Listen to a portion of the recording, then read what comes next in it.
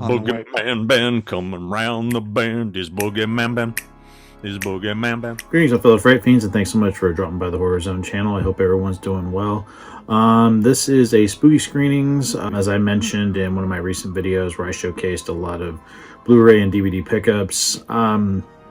I really am not really interested in a lot of movies that are dropping in theaters right now. The next big movie for me is going to be Ghostbusters Frozen Empire, which doesn't come out for a month. Today I'm going to be talking about another Clint Eastwood classic, and that is Tightrope. This was a movie that I remember the trailers for, or commercials for, when I was a kid. So the movie's 40 years old this year, and it was one I've always wanted to watch, and I found one copy of it at Rasputin. And I think it fits perfectly in with, my spooky screenings, because it is dealing with a serial killer.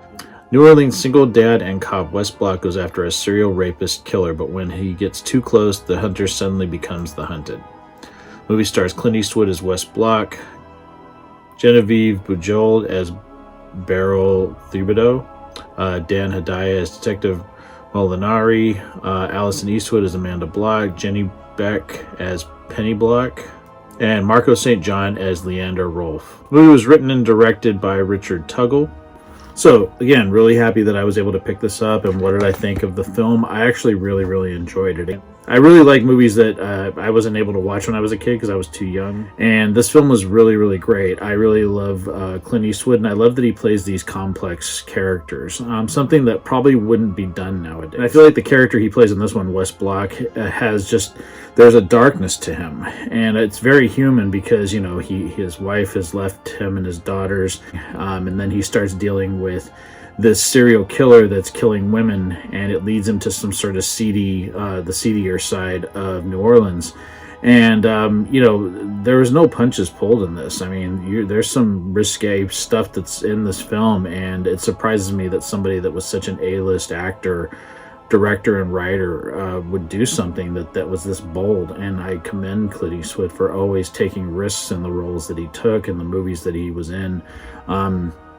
Maybe not as, I didn't love this movie as much as like the Dirty Harry film, but I did still enjoy this, and I'm glad that I got to watch it. I think everybody in the cast did a great job. It was great to see Dan Hedaya. I always like seeing him in things. Genevieve Bujold I really enjoyed in this, and I really thought her and Clint Eastwood had terrific chemistry.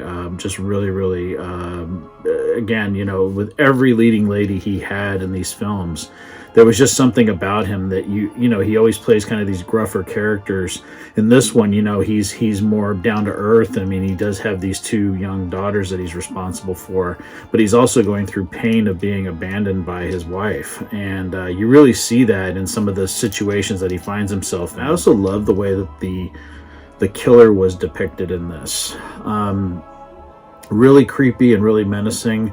In an early scene, you kind of see him a little bit. It's right at the beginning of the film, but he's kept in the shadows. Like, you can't see his face very well. It's like his face is dark, but you can kind of make it out. But the way that you know that he's around is by these shoes that he's wearing. That was the focal point of these gray shoes with yellow lace, and you knew that he was stalking his next victim or what have you. And it really got dark, especially towards the end of the film. There was some really dark moments that I was surprised that they went there, but they did. And ultimately, though, I found it very compelling, very non-studio. I really miss this type of storytelling and filmmaking. These are the kinds of movies that I yearn for now, and I just really miss, gritty adult fare that we're just not seeing that much anymore. We're seeing it on streaming sites and things like that, but even then, they just feel by the numbers. This was not, and I just really like that this film was an adult movie with adult themes, and dealt with,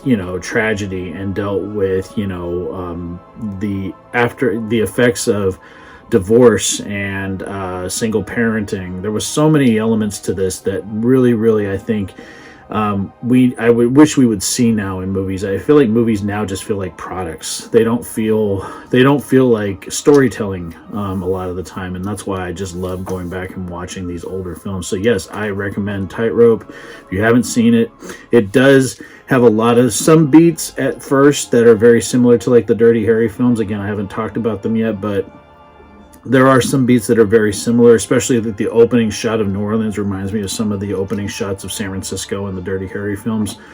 But yeah, I love this film. Glad I have it in my collection. I can't wait to watch it again. Really enjoyed it. Glad I picked it up. So has anyone else seen the film Tightrope? I know it's been out for 40 years, so I'm sure someone's seen it that watches my videos and is around my age.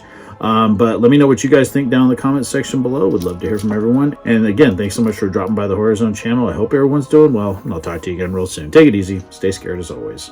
Peace.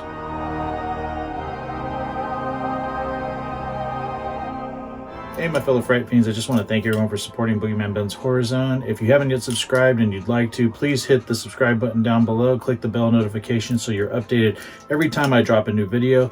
I try to drop a video at least once or twice a week. The Horror Zone is a passion of mine, and it really makes me happy that I can share that passion with all of you guys. Thanks so much again for the support, and I'll talk to you again real soon. Take it easy. Stay scared as always.